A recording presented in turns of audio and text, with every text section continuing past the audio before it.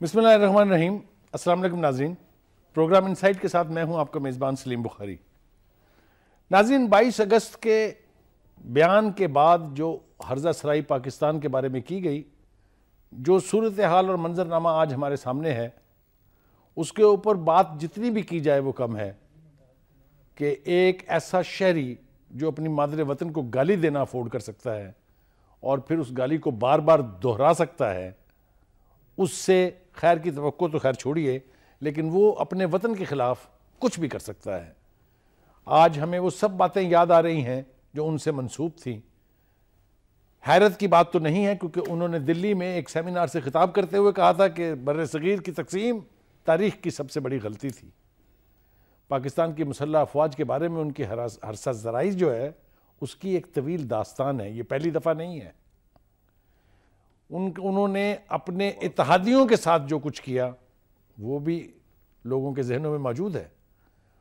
جناح آباد کے نقشے اور اس سے ریلیٹڈ بہت ساری باتیں ایسی ہیں، وہ ساری اب ذہن میں آ رہی ہیں اور دل چاہتا ہے کہ اس کے اوپر بات کی جائے اور کھل کے بات کی جائے۔ پاک سرزمین پارٹی بن گئی ہے جو ایم کیو ایم کا ہی ایک حصہ تھی، اور آج وہ یہ دعویٰ کر رہے ہیں کہ وہ کوشش کریں گے کہ وہاں سے متحدہ کے اس نام نہاد قائد کا تاثر ختم کر کے مہاجروں کی نئی آواز بنا جائے۔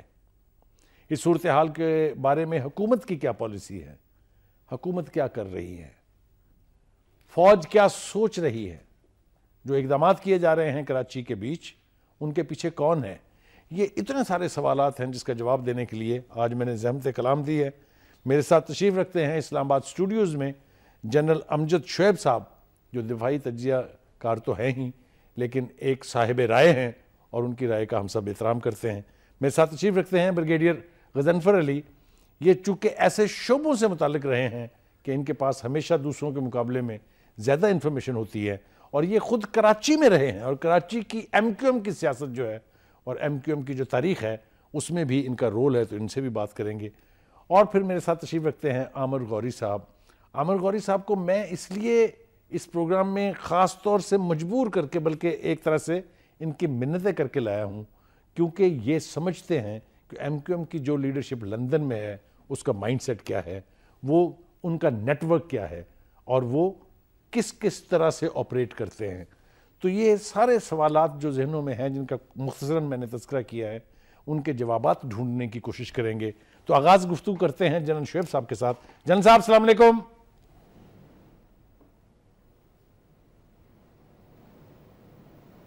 جنرل صاحب، آپ کو میری آواز آ رہی ہے؟ السلام بخاری صاحب۔ جنرل صاحب، میرا سوال آپ سے یہ ہے کہ اس وقت جو کچھ کراچی میں ہو رہا ہے، جو منظرنامہ ہمارے ساتھ سامنے ہے، جس کی فوٹیج ہم دیکھ رہے ہیں، وہ تکلیف دہ ہے، اس میں کوئی ابھی تک خوش ہونے والی بات نہیں ہے۔ جو اقدامات بھی کیے جا رہے ہیں، جس میں ان کی پارٹی کے دفاتر کو گرایا جا رہا ہے، کچھ لوگوں کی گرفتاریاں بھی ہوئی ہیں، اس کے اوپر بجائے نادم ہونے کے، بجائے اس کے کہ اس کے بعد کچھ زبان پر کنٹرول کیا جائے، اسی شخص نے 3 مختلف دنوں میں 3 مختلف جگہ انٹرنیشنل لیول پر اپنے وفاداروں کے ساتھ جو گفتگو کی ہے، وہ 22 اگست کے بیان سے بھی زیادہ خوفناک، زیادہ تکلیف دہ اور زیادہ مکروہ ہے۔ میں آپ سے یہ پوچھنا چاہتا ہوں کہ کیا اس کا تدارک کرنے کے لیے، کیا کراچی کے لوگوں کو دوبارہ امن کی جو خواہش ہے ان کی، اسے پورا کرنے کے لیے اس وقت ملٹری لیڈرشپ اور سویلین لیڈرشپ ایک پیج پر ہے، یا آج بھی راستے جدا جدا ہیں؟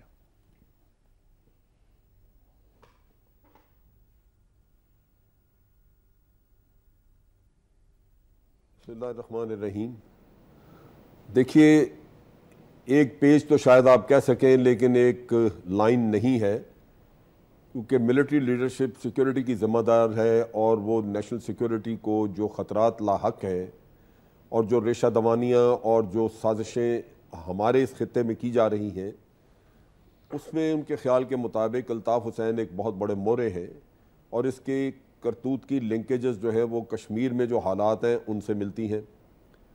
ہندوستان کی خواہشات پوری کرنے کے لیے وہ ابتری پھیلانا چاہتے ہیں، جو ہندوستان کا ہمیشہ ایک پروگرام رہا یا ان کی دھمکی رہی کہ ہم جب چاہیں کراچی کو تہوبالا کر سکتے ہیں۔ تو یہ اس کی ایک کوشش تھی. چنانچہ میں سمجھتا ہوں سیکیورٹی کے تمام اداروں کے لیے یہ ایک لمحہ فکریہ ہے، لیکن جس طرح کا عمل اور جس طرح کا ریئیکشن آگے ہونا چاہیے تھا وہ بہت عرصے سے میں سمجھتا ہوں اس کی کمی ہے، وہ ہو نہیں سکا. اور وفاقی حکومت جو کر سکتی تھی وہ یا کرنا چاہیے تھا وہ انہوں نے کیا نہیں ہے. اب بھی جو برطانیہ کے ساتھ وہ کہتے ہیں ہم بات چیت کریں گے، اس میں کوئی عجلت نظر نہیں آتی، اس میں کوئی ارجنسی نظر نہیں آتی.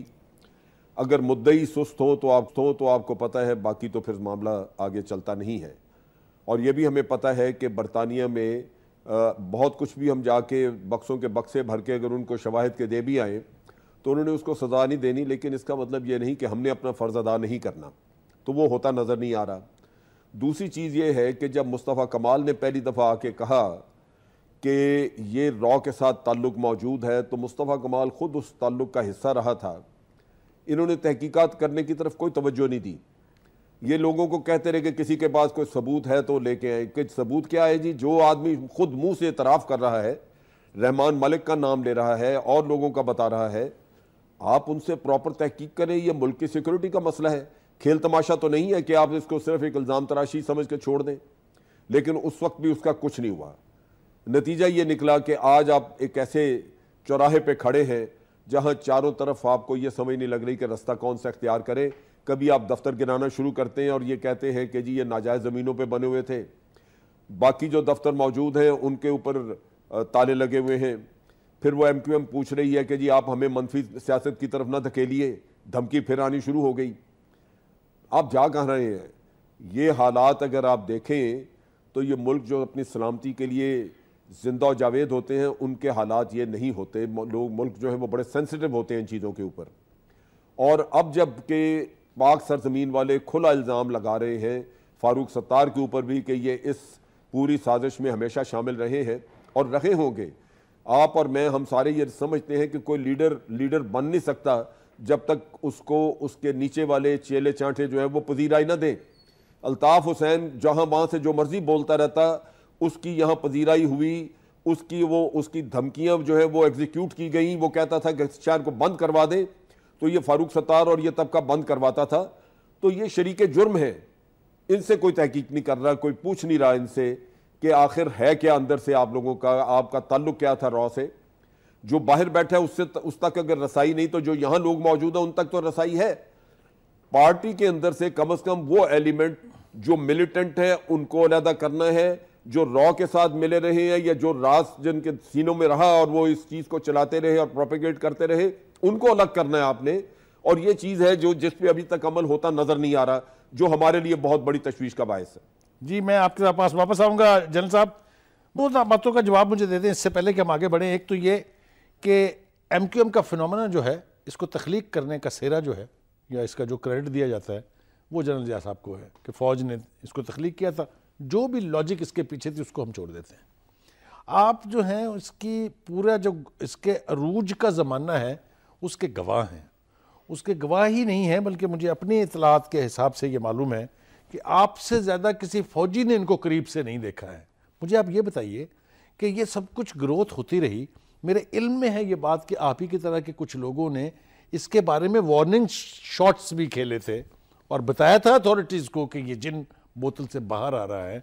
اب مجھے بتائیے کیا فوج اپنی اس ذمہ داری سے انکار کر سکتی ہے کہ یہ فنومنا ان کا پیدا کیا ہوا ہے؟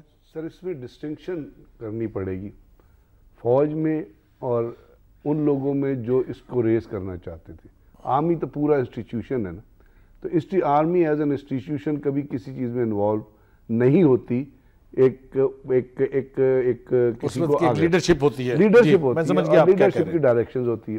لیڈرشپ آپ کو پتہ ہے جنرل ضیاء الحق کے زمانے کی بات ہے وہ، اور یہ چلی تھی اے پی ایس ایم او سے، آل پاکستان جو اسٹوڈنٹ آرگنائزیشن، اور یہ کراچی یونیورسٹی سے چلی تھی. اور جس وقت یہ چلی تھی اس میں انیشلی انہوں نے بہت سیوک رول بہت زیادہ کیے تھے. یعنی کراچی کی صفائیاں کی تھی، جھاڑویں دی تھی، لوگوں کو ایجوکیٹ کیا تھا، کوڑا اٹھاتے تھے. تو انیشلی جو انہوں نے دو کانسیپٹ دیے، ایک وہ یہ تھا کہ کراچی کے لیے، ایک جو تھا اردو سپیکنگ کے لیے، اور اس کی بیسس تھی وہ میرٹ کا وہ جو اپنا جو ذوالفقار علی بھٹو کے زمانے میں اربن اور رورل کی ڈیوائڈ کے حساب سے جو نافذ ہوا تھا اس کی وجہ سے زیادہ کوٹا جو تھا وہ اربن سندھ کو جا رہا تھا اور بہت سارے ایجوکیٹڈ لوگ تھے کراچی کے اندر جو بغیر روزگار کے، یہ بیسس تھے اس کے، اور اس کو فردر پروپوگیٹ کیا گیا. اور یہ جب ایسے چلی تو ایسا بھی ٹائم تھا جب ایک ڈنر ہوتا تو 1000 روپے کا اس زمانے میں، 500 روپے کی ٹیبل ڈیفنس کلب میں یا باقی جگہوں پہ خریدی جاتی تھی، اور اس میں کچھ ڈسکریٹ جو فنڈنگ اس وقت آئی وہ بنیادی چیز تھی، اور 2-3 لوگ تھے جو اس کو ہینڈل کر رہے تھے یا ان سے کانٹیکٹ میں تھے. اب جب یہ آرگنائزیشن ایک لیول کے اوپر آ گئی اور ایک جگہ پہ، اور یہ ووٹ بینک کے طور پہ آ گئی اور اس نے اپنا وہاں پہ انفلوئنس کریٹ کر لیا، تو یہ ڈائریکٹلی اسی وقت، میں آپ سے کیٹیگوریکلی کہنا چاہتا ہوں، اسی وقت یہ ٹیررزم میں اور فیشزم میں انوالو ہو گئی تھی. اور یہاں پہ جب آپریشن ہوا تو لائنز ایریا میں، جیکب لائنز میں، لانڈی میں، نارتھ ناظم آباد میں، بنارس کالونی میں ایسے ڈیٹینشن سینٹر جو ہے ان کے اوپر ریڈ کیا گیا جہاں پہ کیلیں اور آپ کو آگرز، آپ کو راز ملتی تھی کاٹنے کے لیے. اب یہ ان کا آنے کا، اور وہ تمام آپریشن جو تھا وہ فوج ہی کی، مطلب آبی ہی کی ڈائریکشن پہ پولیس نے کیا تھا زیادہ تر، اور انٹیلیجنس ایجنسیز نے کیے تھے. تو ان کے عزائم تو اسی وقت سامنے آ گئے تھے. اب چونکہ یہ پولیٹیکلی بہت زیادہ انگراس ہو گئے تھے چیزوں میں، اور گورنمنٹ کو سپورٹ کی بھی ضرورت تھی، تو بہت ساری چیزیں اس وقت نظر انداز کی گئی، اور نظر انداز کی گئی انہی لیڈروں سے جن کے زمانے میں سپاہی صحابہ بھی بنی تھی اور اس کو بھی سپورٹ کیا گیا تھا. اور کراچی میں اس کا مطلب یہ تھا کہ آپ نے ایک تو پیپلز پارٹی کو کہ ووٹ بینک کو اور باقی چیزیں کرنا ہے. اب وہ تمام چیزیں تو مختلف پروسیس سے گزری، لیکن اس کے بعد دیکھیے کہ عامی، یا آپ کہیں جو چند لیڈرز نے جو کچھ کیا، اس کے بعد 1992 سے آگے آپ پہ آ کے اس کی پولیٹیکل سپورٹ کا تو اندازہ لگائیے کہ جس وقت جنرل نصیر اللہ بابر کے زمانے میں آپریشن ہوا اور اس وقت تمام لوگوں کو 240 کے خلاف ہارڈ کور ٹیررسٹ مارے گئے تھے، ہارڈ کور جو تھے ان کے ممبرز مارے گئے تھے. اس کے بعد امیڈیٹلی باقی جو پولیٹیکل گورنمنٹس آئی انہوں نے بھی انہیں گلے لگا لیا، اور لاسٹلی جب جنرل پرویز مشرف کی گورنمنٹ آئی تو انہوں نے ان کو گلے لگا لیا، اور آپ نے جتنی غلطیاں تھیں یا جو چیزیں تھیں وہ معاف کر دی. آج آپ دفتر گرا رہے ہیں، 1992 میں بھی آپ دفتر گرا رہے تھے اور اپنا الطاف حسین کی تصویریں اٹھا رہے تھے، لیکن ایک کانسیپچولی پالیسی کے حساب سے جو چیزیں ہونی چاہیے وہ نہیں ہوئی. مجھے آج جو چیزیں ہو رہی ہیں وہ ہو رہی ہیں، مجھے مستقبل کی جو چیزیں نظر آ رہی ہیں وہ بڑی ڈینجرس ہیں، کیونکہ جو انفارمیشن یا جو انٹیلیجنس آ رہی ہے اس میں آج سے کوئی 4-5 مہینے پہلے جو را کا نیٹ ورک متحدہ کے ساتھ کام کر رہا تھا ساؤتھ افریقہ میں اور ملیشیا میں، وہ شفٹ ہو گیا تھا انڈیا میں. اور انڈیا میں جاوید لنگڑا جو ہے وہ جو اوور لک کر رہا تھا کراچی کو، وہ انڈیا میں آ گیا تھا. ابھی ریسنٹلی پتہ یہ چلا ہے کہ ریسنٹلی خبریں یہ آ رہی ہیں، اور یہ جینز فورڈ کی ایک جینز انفارمیشن گروپ ہے جو دنیا کی انٹیلیجنس اسسمنٹ کلیکٹ کرتا ہے، اس کے مطابق یہ ہے کہ کوئی را کا ڈسیڈنس ایلیمنٹ بھی، اور اس کے ہم وہ اب ساؤتھ افریقہ میں ان کو دیکھا گیا ہے جہاں سے کراچی کی ڈائریکشن جو ہے وہ ایک فاروق برنی کی کوئی اس قسم کا نام کا آدمی میرے ذہن سے نام، اس کو اس کی ڈائریکشن دی گئی ہے اور ان کو ٹاسکنگ کی جا رہی ہے کہ جی اب آپ کراچی کے اندر جو ہے وہ یہ ٹیررسٹ ایکٹیویٹیز جو ہے انہیں آپ نے دوبارہ ٹارگٹ کلک دوبارہ شروع کر دی ہے. کیوں آپ یہ سوچئے کہ الطاف حسین نے ساؤتھ افریقہ میں کیوں خطاب کیا ہے لوگوں سے، اور اس نے وہاں پہ کیا کہا ہے؟ ہی ہیز سیڈ کہ جی اگر تم یہ کام نہیں کرو گے تو میں واپس اپنی جنم بھومی میں اپنے واپس چلا جاؤں گا، میں گو ٹو انڈیا. اب انڈیا میں بھی یہ چیزیں ایکٹیویٹ ہوئی ہے کوئی 4-5 دنوں سے، کوئی 8-10 ایم کیو کے ہارڈ کور ٹیررسٹ ہے، ظفر، الطاف، یہ لوگ جو ہے یہ انڈیا کے اندر ڈیٹیکٹ ہوئے ہیں جہاں یہ را کے ساتھ کام کرے. را کا آپ کو پتا ہے 1947 سے پہلے کا وہاں پہ انڈین اسٹرکچر بہت بڑا، پریٹوری سے آگے ایک جگہ ہے وہاں پہ وہ موجود ہے، اور اس کو را کا بہت ایکٹیو نیٹ ورک جو ہے، اسٹیشن نیٹ ورک وہاں پہ رہا ہے، کیونکہ وہاں پہ جو ساؤتھ افریقن آرمی ہے وہ اتنی اسٹرانگ، مطلب اتنی پوٹینشیل یا اتنی اسٹرانگ نہیں تھی، تو اس کے ساتھ یہ مل کے کام کریں. اب آنے والے دنوں میں یہ تمام چیزیں تو ہم کر رہے ہیں، ہماری حکومت بھی کنفیوز نظر آ رہی ہے. ابھی تک 2 ڈسٹنکشنز ہیں نا، ایک تو پارٹی ہے اور پارٹی کے اندر کچھ انڈیویجولز ہیں. اگر بھائی آپ پارٹی کو بین نہیں کرتے تو انڈیویجولز کے خلاف تو ایکشن ہو سکتا ہے نا. پارٹی نہ بین کے آپ کہتے ہیں ایک ریزن لیتے ہیں کہ ان کی پولیٹیکل، لیکن جو انڈیویجولز ہیں اور وہ انڈیویجول جو چیزوں کا حصہ رہے ان کے خلاف تو ایکشن ہوتا ہے، نہ ان کے خلاف ایکشن ہو رہا ہے. آپ اینٹوں کی دیواریں گرائی جا رہے ہیں، لوگ وہاں بیٹھے ہوئے ہیں، دوبارہ قوم کو کنفیوز کر رہے ہیں. آج پھر فاروق ستار صاحب جو ہیں وہ ڈسکریٹلی اور وہ کچھ لہجوں میں آپ کو وارننگ دے چکے ہیں کہ ہمیں، تو یہ جو چیزیں ہیں اس کی آپ کو ایک کمپریہنسو پالیسی کے طور پہ ایکشن پڑنا پڑے گا، ایکسٹریٹجی بنانی پڑے گی. پاکستان کے اندر ہونا ہے، اپنا یوکے میں کوئی ایکشن نہیں ہونا. ایکشن آج آپ کہتے ہیں کہ جی محسن علی کے جو فنگر پرنٹس ہیں وہ میچ کر گئے اس آدمی سے جس نے فاروق ستار کو قتل کیا ہے، تو اگر وہ قتل کیا تو محسن علی کس کی ڈائریکشن پہ کام کر رہا تھا؟ تو الطاف حسین کے خلاف کوئی آج موومنٹ ہوئی ہے وہاں پہ؟ وہ تو تمام دیکھیے نا، جو جب سوئٹزرلینڈ کے ہوٹل میں میٹنگز ہوتی تھی جس کی ڈائریکشنز آ گئی ہیں، کمرے وہاں سے بک کرائے جاتے تھے، اور کمرے جو بک کراتا تھا وہ راک اور کور آفسر تھا جو سوئٹزرلینڈ میں ایمبیسی تھی، اس کا آدمی کمرے بک کرایا کرتا تھا، وہاں سے پیسے آتے تھے، وہ بینکس میں ٹرانسفر ہوتے تھے، اور اس کا کیا MI5 کو MI5 اور MI6 کی مرضی کے بغیر راؤ وہاں کام کر سکتی ہے؟ تو اگر وہ پیٹرونیج موجود ہے تو ہمیں اپنی مستقبل کی پالیسی اس پیٹرونیج اور یہ اور ایکشن یہاں انیشیٹ کرنا چاہیے۔ ناظرین، بریک کے لیے مجھے کہا جا رہا ہے جو گفتگو کی ہے بریگیڈیئر صاحب نے، جو اس سے پہلے جنرل صاحب نے کہا ہے، یہ آنکھیں کھول دینے والی گفتگو ہے، اور اس کے اوپر ہم مزید بات بھی کریں گے۔ اور میرے ساتھ چونکہ عامر غوری تشریف رکھتے ہیں، ان سے بھی میں بہت اسپیسیفک، بہت پرٹیننٹ سوال پوچھنے والا ہوں، اس لیے کہ یہ کراچی میں بہت دیر تک رہے ہیں، وہاں سے انہوں نے برطانیہ میں کیا ہو سکتا ہے کیا نہیں ہو سکتا، اس کا سوال بعد میں پوچھوں گا۔ پہلے مجھے آپ یہ بتائیے، آپ نے وہ دور دیکھا ہوا جب بوری بند لاشیں ملا کرتی تھی، یاد ہے آپ کو؟ اور آپ کو وہ دور بھی یاد ہوگا جب اسی شخص نے جرنلسٹوں کو بھی کہا تھا کہ اپنے اپنے سائز جو ہیں وہ آپ ہمیں دے دیں۔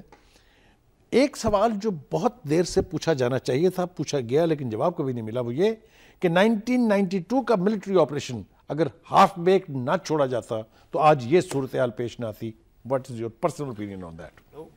بخاری صاحب، مسئلہ دیکھیں، دونوں جو آپریشن ہے نا، ہوتا یہ ہے کہ جس طرح آپ نے رائٹلی سیڈ کہ مختلف پولیٹیکل جو ایکسپیڈینسی تھی اس کی وجہ سے اس گروپ کی کریشن ہوئی تھی۔ بریگیڈیئر صاحب نے جو ہے بڑے آرام سے بتا دیا، اس طرح کے پروگرام میں آرام سے بتاتے ہیں کہ پیپلز پارٹی جو ہے چونکہ وہ ڈیسیمیٹ کی جا رہی تھی، ذوالفقار علی بھٹو پھانسی چڑھ گئے تھے، اور پھر انہوں نے اشارہ دوسری طرف بھی کر دیا سپاہی صحابہ کا نام لے کے کہ ایران جو ہے اس وقت کوشش کر رہا تھا اپنی جو ایکسپورٹ ہے اس کو، ریولوشن کو ایکسپورٹ کرنے کے لیے، تو ضرورت تھی ایسی لوگوں کی۔ سوال یہ ہے کہ جس وقت آپ مانسٹر کریٹ کریں گے اور آپ کو پتہ ہے کہ یہ مانسٹر بنے گا، تو اس کو جو پاور ہے وہ تو ملتی ہے اس ادارے کے اندر چند لوگوں کی وجہ سے، نیچرلی۔ اچھا، اب جو آپریشن ہے اس کا زور ڈال رہے ہیں آپ ان پولیٹیکل حکومتوں پہ جو ویسے تو بڑے آپ یہ سمجھے پہلوان ٹائپ لیڈر ہیں، لیکن ان کو پتہ ہوتا ہے ان کی پاور کوئی نہیں ہے، تو آپ مجبور کرتے ہیں بے نظیر بھٹو کو 20 مہینے کے بعد، نواز شریف کو 24 مہینے کے بعد کہ جی بڑے کمینے ہیں، اینمی آف دا اسٹیٹ ہیں، مار دیں ان کو ساروں کو۔ اچھا، وہ بیچاروں کی اپنی پیریں جو ہیں وہ اپنی جڑیں نیچے نہیں جا رہی ہوتی، وہ ڈر ڈر کے ہاں جی کر دیں آپریشن تو آپ نہیں کرنا ہے۔ اچھا، اس سے ہوتا ہے کہ پالیٹکس کمزور ہوئی ہے۔ مشرف صاحب کے زمانے میں بھی یہ حکومت کا حصہ تھے، ٹھیک ہے، آپریشن کوئی نہیں ہوا۔ جتنی دفعہ فوجیوں سے پوچھا ہے، وہ تمام لوگ جن کو پتہ ہے، جنہوں نے پہ کام کیا ہے، تو بڑے آرام سے کہتے تھے غوری اور کوئی جواب ہی نہیں ہے، they are enemy of the state. میں کہا آپ کی گود میں بیٹھے ہوئے ہیں، آپ سے زیادہ تو نہیں پتا، ہمیں تو نہیں پتا، ہمیں تو مطلب دروازے بند ہیں انفارمیشن کے۔ اب جو آپریشن ہو رہا ہے، اب دوبارہ پھر جو ایک سیاسی حکومت کے اوپر، تو پھر اس طرح کی ٹینڈنسی ہے کہ سیاسی حکومتیں جو ہیں وہ بھی آہستہ آہستہ سیکھ گئی ہیں، کیونکہ سیاسی حکومتوں کا جو انٹرپلے ہے وہ پچھلے 20 سال میں وہ ایک دو پولیٹیکل پارٹیز کا ہی ہے آپس میں، تو وہ جو ہیں they are dragging their feet, کہ یہ جو آپریشن کی کوشش ہوتی ہے brick by brick tear down کرنے کی، یہ شاید کامیاب ہو جائے، لیکن اس کے اندر جو ٹوٹل فیلئر ہے وہ اسٹیٹ کے اداروں کا ہوگا، جس میں پالیٹکس بھی ایک ادارہ ہے اور جس میں فوج جو ہے وہ ایک ادارہ ہے۔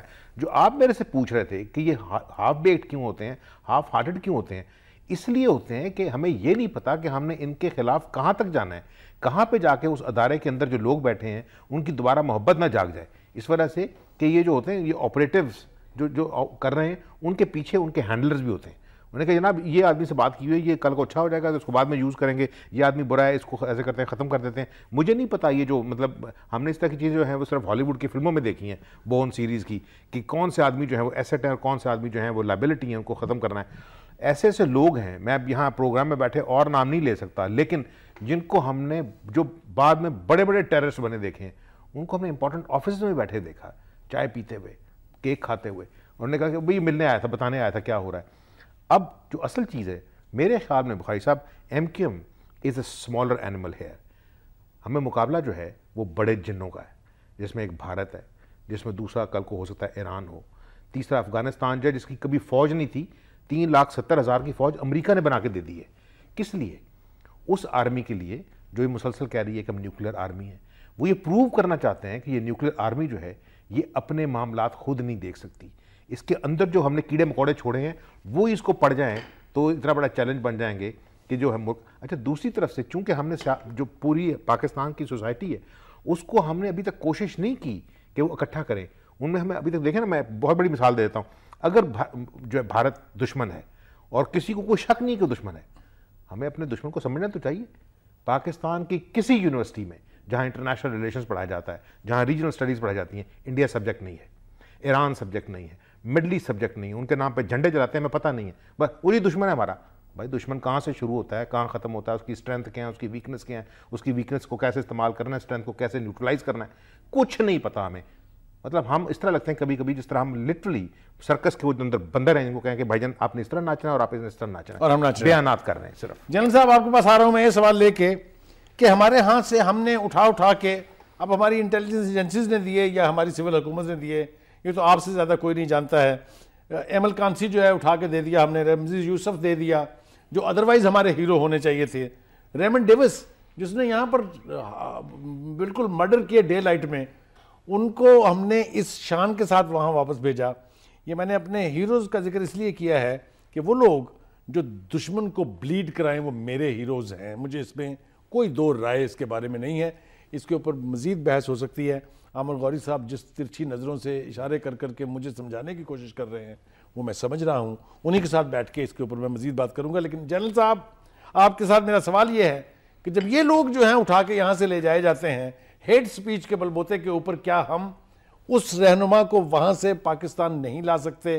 کیا ہم اتنے ہی اپاہج ہیں؟ ہم سب سروینٹ تو ہیں ان کے, چاہے وہ امریکہ ہو چاہے وہ برطانیہ ہو, لیکن کیا ہم اپنے وجود کی خاطر, اپنی سروائیول کی خاطر, اپنی ملک کی ملی جذبے کی خاطر ایک شخص کو وہاں سے واپس نہیں لا سکتے؟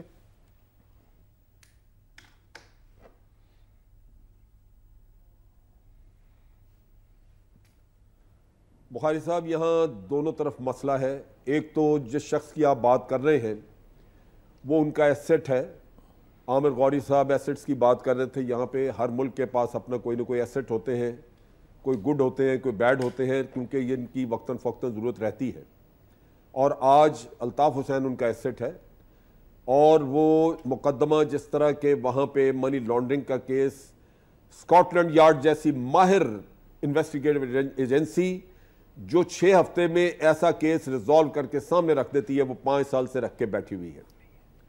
اس کی بنیادی وجہ وہاں پہ یہی ہے کہ MI6 کو بھی اس کی ضرورت ہے. اس خطے میں تبدیلیاں رونما ہو رہی ہیں, کوئی پتہ نہیں کب ان کو ضرورت پڑے الطاف حسین کی. را کو بھی اس کی ضرورت ہے, وہ پال کے بیٹھے ہوئے ہیں, ان کا گڈ ہے, وہ آپ کا بیڈ ہے. اب ساری صورتحال یہ ہے کہ آپ طیب اردگان کا دیکھیں کہ فتح گلن وہاں پہ بیٹھا ہوا امریکہ میں, اور طیب اردگان اور ٹرکی کا وزیر اعظم دونوں وہ پیچھے پڑے ہوئے ہیں, امریکہ کے جان نہیں چھوڑ رہے کہ جی بندہ واپس کرو ورنہ ہم سمجھیں گے کہ تم دشمن ہو ہمارے. ہمارے حکمران کوئی بھی ہو, فوجی یا دوسرے, انہوں نے کبھی ایسا سٹرانگ سٹانس نہیں لیا, کبھی ان کے ساتھ ایگریمنٹ کرنے کی کوشش نہیں کی کہ ڈپورٹیشن ہو. وجہ اس کی بڑی ظاہر ہے, کیونکہ ہمارے اپنے لوگوں نے جا کے وہاں بیٹھنا ہوتا ہے, انہی لیڈروں نے پھر جا کے وہاں بیٹھنا ہوتا ہے. آج اگر الطاف حسین کو کسی وجہ سے کوئی رسم پڑ جائے منگوانے کی, تو کل میاں صاحب کی دولت وہاں پڑی ہے, اس کی وجہ سے اگر یہاں کوئی کیس ثابت ہو گیا کہ یہ دولت ناجائز ہے تو ان کو لانے کا پروسیس بھی ہو سکتا ہے. تو میاں صاحب کیوں پاؤں پہ کلہاڑی مارے؟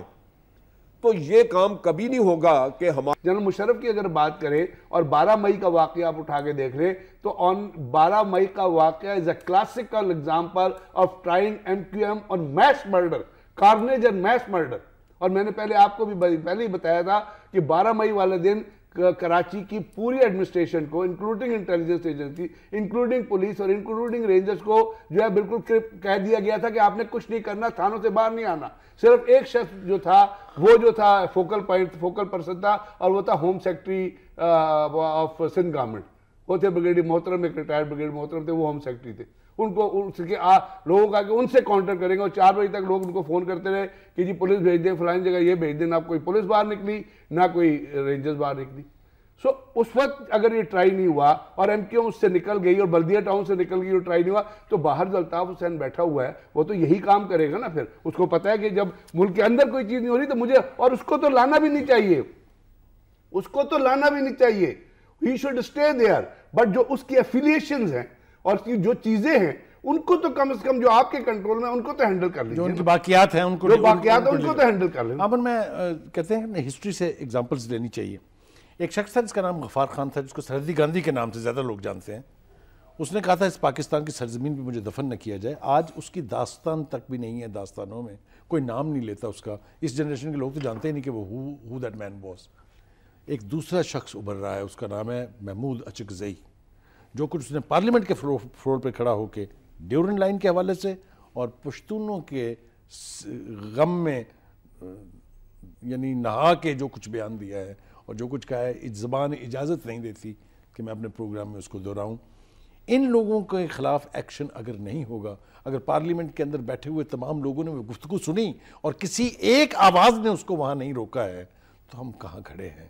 آئی want you to comment on that.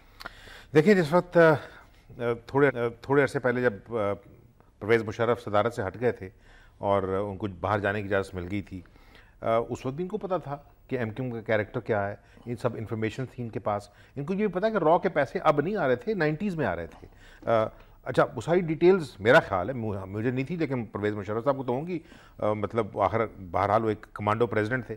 لیکن اگر وہ فرض کیا ایک رابطہ کمیٹی کے ممبر کی برتھ ڈے کے اوپر جا کے رات کو شربت پی کے، یہ میں نہیں کہہ رہا، میں نے کچھ نہیں کہا، الطاف حسین کے ساتھ ڈانس کریں، اس کی خبریں باہر نکلیں، وہاں پہ چھپیں، یہاں کسی کو انٹرسٹ نہیں ہے. انہوں نے کہا جناب علی ویئر از یور ہارٹ؟ ٹھیک ہے، زرداری صاحب کی میٹنگز ہوں لندن کے ہوٹل میں، وہ آئیں ڈسکس کریں سیاست کیسے چلانی ہے. نواز شریف صاحب کی میٹنگز ہوتی رہیں اسی آدمی کے ساتھ. سوال پھر وہیں آ جاتا ہے کہ what is more important for you, Pakistan یا آپ کی پالیٹکس؟ لیکن سوال یہ ہے کہ یہاں جو پالیٹکس کا انٹر، یہ جو ڈرامہ شروع کیا نا ہم نے لوگوں سے جو ہے نا بورو کر کے ٹرمز، جس طرح پچھلے کچھ عرصے بہت میں نے ٹرم سنی ہے، مجھے شرم آتی تھی، اب ہنسی آتی. We are on the same page, we are on the same page, we are on the same page. تو میں ایک دفعہ پوچھ لیا، میں نے کہا پیج تو ایک ہے، یہ کسی کتاب میں لگا ہوا ہے یا یہ ہوا میں اڑتا پھر رہا ہے؟ اس وجہ سے کہ جس طرح آپ نے کہا دو کتابوں کی مثال دی، میں بھی ایک دے دیتا ہوں. ایک کتاب ہے ولیم اینگڈال، ہسٹورین ہے، اس نے لکھی ہے 100 Years of Wars. اس میں بتایا اس نے کہ ہم نے کس طرح ملک بنائے ہیں، کس طرح کریٹ کیے ہیں یہ سو کالڈ اسٹیٹس، اور پھر ہم ان کو کس طرح جب اپنی مرضی آتی ہے ڈیزالو کر دیتے ہیں. ایک امریکی پروفیسر ہے جس نے نام لے کے کہا ہے پاکستان کا، انڈونیشیا کا، اس میں انڈیا کا بھی نام لیا، تو ہمیں تھوڑی سی خوشی ہو جانی چاہیے کہ اس نے اس میں لسٹ میں شامل کر دی ہے. انہوں نے کہا یہ ان نیچرل امپائرز ہیں، ان کو ان کے نیچرل ماڈل پر ڈیزالو کر دینا چاہیے، اس وجہ سے کہ جو اگلا چودھری اٹھ رہا ہے اس کو چیلنج کرنے کے لیے، کیونکہ اس کی 4000 سال کی ہسٹری ہے اور وہ ایک سنگل یونٹ کے طور پہ آپریٹ کرتا ہے. تو اگر جب ہمارا اس سے مقابلہ پڑے گا تو یہ جو درمیان میں ریجن ہے یہاں پہ صرف وار لارڈز ہونے چاہیے جن میں ہم ایک دوسرے کو لڑائیں. یہاں پہ سٹیٹس نہیں ہونی چاہیے، کیونکہ سٹیٹس جو ہیں اور اسپیشلی ڈیموکریٹک سٹیٹس نہیں ہونی چاہیے، کیونکہ وہ یوز کریں گی وہ ماڈل کہ democracies do not fight democracies, اور ان کے لوگ جو ہیں وہ اپنی پارلیمنٹس کو استعمال کریں گے ہمارے خلاف ووٹ دینے کے لیے. تو پارلیمنٹس ہی نہیں ہونی چاہیے. اب جب یہ میں بتا رہا ہوں جب چیلنجز اٹھ رہے ہیں تو اس کے اندر یہ یقین کریں بھائی صاحب، یہ چیز چھوٹی رہتی کہ اس شخص کو یہ واپس لایا جائے یا نہ لایا جائے. میں آپ کو بتا رہا ہوں کہ یہ آ ہی نہیں سکتا. پاکستان جو مرضی کر لے، یہ جو چھوٹی چھوٹی بھی نہیں چاہیے منمناتی سی آواز بالکل ٹھیک ہے. نہیں ریفرنس یہ بیٹھ کے ہم نے لندن میں ٹائم اینڈ اگین پاکستان کے جو سو کالڈ وہاں پہ منسٹر آتے رہیں گے، سو کالڈ ان کی کوئی ریل پاور نہیں ہے، مجھے اٹھا کے لے جانا ہو تو وہ بڑی پاور ان کے پاس، اسٹیٹ کے لیے کچھ نہیں کر سکتے. ان کو کہا کہ جناب آپ ان کو آ کے ریکویسٹ کر رہے ہیں کہ جی یہ برطانوی شہری اس کو بند کریں، اس کو بند کریں. وہ بھائی آپ اس کی تقریر وہاں بند کریں، ٹھیک ہے نا. اس کا جو پولیٹیکل ساری جو لائف ہے وہ آپ آٹومیٹکلی جو ہے اس کو کرپل کر دیں گے. بڑی مشکل سے سمجھ آئی، کیونکہ حالات جو ہیں وہ ان کے ہاتھ میں اس لیے نہیں نکل رہے تھے کہ پالیٹکس ان کے خلاف ہو رہی تھی. نو، اس ادارے کے ساتھ ٹسل چل رہی ہے ابھی تک. اب تھوڑے دنوں میں پھر ایک بڑا فیصلہ ہونا ہے. ہمارے ہاں تو یہی پالیٹکس میں سب بڑا فیصلہ ہے کہ جناب آرمی چیف کون بنے گا اگلا. وہ بھائی کس کا جو ہے یہ پریروگیٹو ہے اس کو کرنے دیں. میں یقین کریں بیٹھا ہوں برطانیہ کے اندر برطانوی آرمی چیف کے ساتھ، سر نکولس ہاؤٹن کے ساتھ، تو جو کاؤنسلر بیٹھے تھے برطانوی گورے، اسے کان میں کھڑو کے کہتے ہو از دس جینٹل مین، آج ان کے ساتھ میٹنگ کیوں ہے ہماری یہاں؟ میں نے کہا تمہاری نیوکلیئر آرمی کا چیف ہے بھائی یہ، ٹھیک ہے نا. تو انہوں نے کہا نہیں یہاں پاور نام نہیں پتا ہوتا دوسرے ملکوں کے چیف آرمی سٹاف، اور وہ یقین کریں ایک چھوٹی سی واکس ویگن نیلے رنگ کی گاڑی میں آیا، ایک موٹر سائیکل اس کے آگے تھا، وہ آ کے اس نے ہمارے سے ہاتھ ملائی، نہ اس کی وردی. میں نے کہا کہیں آپ پاکستان کے جنرل ہوتے ہیں، آپ کو پتا ہوتا ہے جنرل کیا ہوتا ہے. لیکن پھر بات چیت ہے سر یہ کچھ نہیں ہونا، اس وجہ سے یہ باتیں ہونی ہیں. انہوں نے یہ کہا یہ اس کو بھول جائیں. اگر یہ جو پارٹی جب ان کو کہہ رہی ہے نا، آج بڑی خبر یہ ہے کہ جی فاروق ستار نے ان کو الطاف بھائی کہنے کی بجائے الطاف حسین صاحب کہا ہے. وہ ان کو فون کر کہا کہ سر میری آپ دیکھیں نا گردن کے پیچھے توپ پڑی ہوئی تھی، میں آپ کو یہ نہ کہتا تو پھر کیا کہتا، ٹھیک ہے نا. بابر غوری کہہ رہا تھا، بابر غوری من منا رہا تھا. لیکن میں بتا رہا ہوں اگر ابھی بھی بجائے اس کے اس کو مانگنے کے آپ یہ کہیں کہ اب اس کا یہاں پہ ٹیلی فون بھی نہیں آئے گا، تو جب وہ فون آتے تھے جو کہ کنٹرول ہو سکتا ہے، سنے گا کوئی نہیں. دیکھیں نا اس آدمی کی یہ پولیٹیکل موت ہے کہ اس کو یہاں کو سنے ہی نا. انہوں نے کہا ٹھیک الطاف حسین چلے گئے, ٹھیک ہے. یہ اتنا اسٹرانگ ریئیکشن لیکن اصل چیلنج وہ ہے جو غضنفر صاحب کہہ رہے ہیں, جو شعیب صاحب کہہ رہے ہیں, اصل چیلنج الطاف حسین نہیں. الطاف حسین ایک جسٹ ایک مورا, اس طرح کے جو باقی مورے ہیں, ہینس اچک زئی اور یہ وہ, ان کو میں نے اسی فنکشن میں کھڑے ہو کے دیکھا تھا جہاں انہوں نے جھوم جھوم کے گانے گائے تھے, اپنا وطن بنائیں گے آج نہیں تو کل صحیح. 99 کی بات ہے. اس کے اندر جو بیٹھے ہوئے تھے لوگ وہ وٹنسز ابھی موجود ہیں. اس وقت ٹیلی ویژن نہیں ہوتے تھے. اس کی ٹیپ تک جو ہے جب باہر نکلے ہیں تو 2 گورے آپریٹرز, انہوں نے آ کے, ایک کیمرہ مین کھڑا ہوتا تھا گورا, اسے ٹیپ لے کے وہ چلے گئے. میں کہا کون تھے؟ اس نے کہا تمہیں پتہ نہیں کون تھے, کون لے کے جاتا یہاں پہ ٹیپ؟ مجھے نہیں پتا کون لے گیا. ناظرین یہ جو گفتگو ہم سن رہے ہیں, جنرل صاحب نے بھی جو کچھ کہا, جو کچھ بریگیڈیئر صاحب نے کہا, اور پھر اب یہ جو میرے ساتھ بیٹھ کے یہ فرما رہے ہیں, غلط بات. مجھے تو شرم آ رہی ہے. مجھے تو ایک پاکستانی ہونے کی حیثیت سے اپنی لاچارگی کا احساس ہو رہا ہے کہ دنیا میں ایک قوم کی حیثیت سے ہمارا کیا قد ہے, ہم کہاں کھڑے ہیں. اس کے اوپر گفتگو کریں گے, واپس آئیں گے جب ایک بریک سے. تو میں ایک سوال یہ پوچھنے والا ہوں اپنے مہمانوں سے کہ یہ جو اس وقت متحدہ کے وہ سابق رہنما کر رہے ہیں, یا ان کی جو تقریروں سے جو کچھ عذاب پھیل رہا ہے, اس کا سی پیک سے کیا کوئی تعلق ہے یا نہیں؟ اس سوال کو لے کے چلیں گے اپنے مہمانوں. اور جانے سے پہلے آپ کو بتا رہا تھا کہ ہم کوشش کریں گے کہ ایک یہ سوال بھی پوچھا جائے اپنے مہمانوں سے کہ یہ سی پیک جس کا مروڑ جو ہے وہ کسی اور کے پیٹ میں اٹھ رہا ہے یا نہیں اٹھ رہا ہے, لیکن 2 پیٹوں میں تو بہت گڑبڑ ہے. ایک بھارت ہے اور دوسرا امریکہ ہے, اور ظاہر ہے پھر ان 2 کے پیٹ میں جو گڑبڑ ہو وہ آٹومیٹکلی پھر تل ابیب تک پہنچ جاتی ہے. اسرائیل کے پیٹ میں بھی بڑی گڑبڑ ہوگی, برطانیہ کی بھی گڑبڑ ہے, کیونکہ برطانیہ تو چھوٹی بہن نہیں بلکہ داشتہ ہے امریکہ کی, وہ اس کے بارے میں تو کوئی دو رائے نہیں ہے. جناب آپ سے میں شروع کر دیتا ہوں, مگر اس سے پہلے کہ میں آپ سے بات کروں, میرا خیال ہے جنرل صاحب کے پاس چلتے ہیں, اس لیے کہ وہ بڑی دیر سے انتظار کر رہے ہیں. جنرل صاحب میرا سوال آپ نے سن لیا ہے, مجھے یہ بتائیے کہ کیا یہ صورتحال جو میں نے ابھی بیان کی ہے یہ ایسے ہی رہے گی, یا ہم کبھی ایک قوم کی حیثیت سے اپنے فیصلے خود کر پائیں گے؟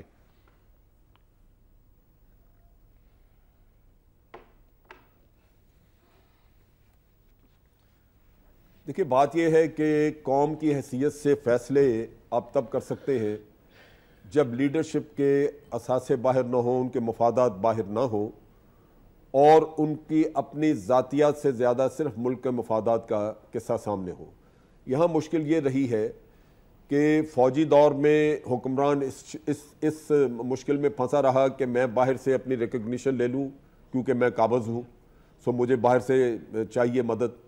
اور جو دوسرے حکمران آئے, آپ کو پتہ ہے, کوئی اینٹ سے اینٹ بجانے کے چکر میں پھر باہر چلا گیا, اب باہر کا ہی مہمان ہے. اب وہ کیسے؟ آپ کو یاد ہوگا کہ جب آپ نے یمن میں جانے سے گریز کیا تو آپ کو دبئی جیسا چھوٹا ملک, ابو دھابی جیسا چھوٹا ملک, گلف کی سٹیٹ, اس کے وزیر خارجہ نے بھی ہمارے منہ پہ تماچا مارا, اور ہمارے پاس کسی کے پاس کوئی جواب نہیں تھا دینے کے لیے, اس لیے کہ ہماری لیڈرشپ وہاں سے پاکستان کو چلاتی ہے. تو یہ کہنا کہ ہم کبھی خود مختار ہوں گے, خود مختاری تب ہوتی ہے جب آپ کے اندر اپنی خودداری ہو اور آپ اپنی زمین پہ پاؤں رکھ کے اسی پہ خوش رہیں.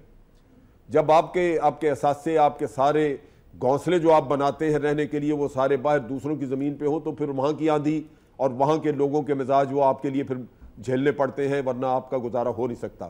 تو ایک تو ہم اس ڈائلاما میں پھنسے ہوئے ہیں, اور ہمارے جتنے بھی آج زعماء اور جتنے سیاستدان پھرتے ہیں ان کی زندگی کا واحد مقصد یہ ہے کہ انہوں نے ہر حالت میں اپنے لیڈر کو, یا جو بھی ان کے اوپر ٹاپ پہ بیٹھا ہوا ہے, جس نے اپنی پولیٹیکل پارٹی کو ایک پرائیویٹ لمیٹڈ کمپنی بنایا ہوا ہے, انہوں نے اس کو خوش رکھنا ہے. ان کی ساری ذمہ داری یہ ہے, ورنہ وہ ان کا گزارا نہیں ہوتا. تو ایک تو یہ دکھ ہے جس کی وجہ سے آپ کی پالیسی کبھی بھی میں نہیں سمجھتا کہ ہم اس طرح چلا سکیں انڈیپینڈنٹ طریقے سے جس طرح کوئی خوددار ملک چلاتا ہے. ہم باویلا تو سوورینٹی کا بہت کرتے ہیں, لیکن سوورینٹی اپنے ہاتھوں سے دوسروں کے ہاتھوں میں پکڑا کے تو بیٹھ جاتے ہیں.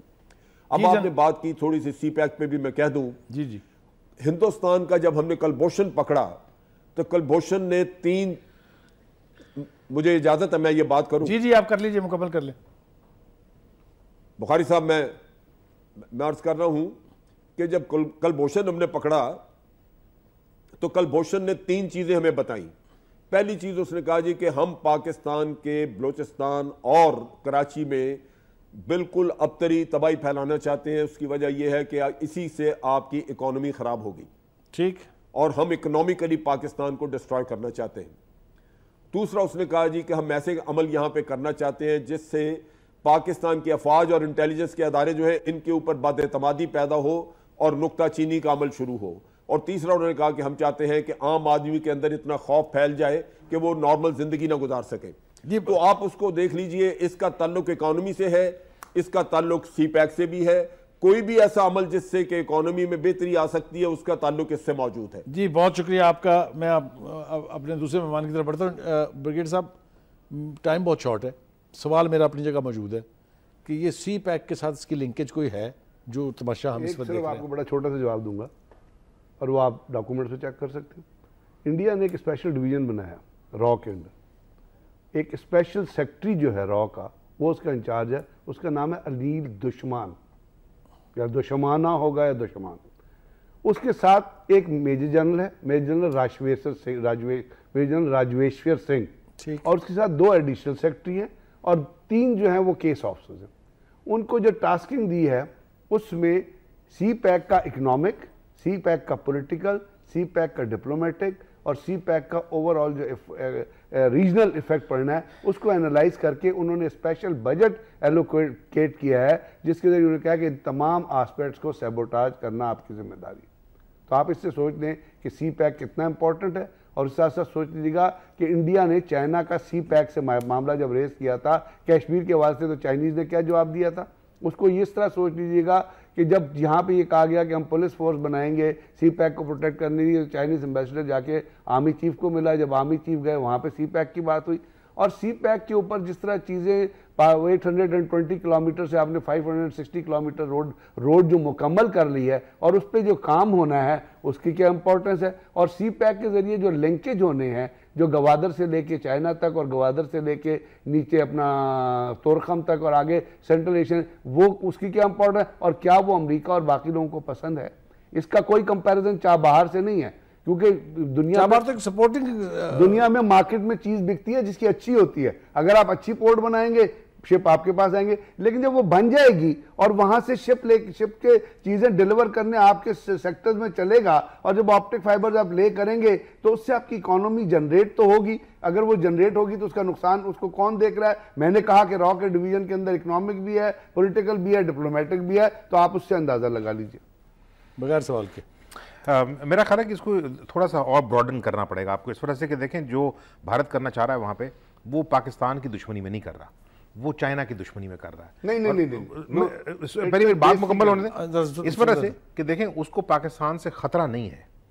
پاکستان یوز ہو سکتا ہے اس گرانڈ سکیم میں جس کو ہیڈ چائنا کرے گا. بہت سارے لوگ جو وہاں آ کے تھنک ٹینکس میں تقریریں کرتے ہیں, انڈین فارن سیکرٹریز ریٹائرڈ, ان کو میں نے خود سنا ہے, انہوں نے کہا جناب ہم ویسٹ کا جو کارڈ ہے وہ کیسے پلے کریں, ہم تو ساری طرف سے ایک نیوکلیر کیپ میں گھرے ہوئے ہیں, اوپر چائنا بیٹھا ہوا سارے کا سارا ہمارے, ایک طرف ویسٹرن ونگ سارا ہمارا فلینک پاکستان ہے, نیوکلیر پاور ہے, دوسری طرف سے برما ہے جو کسی بھی وقت چائنیز جنرل کے ہاتھوں میں کھیل سکتا ہے.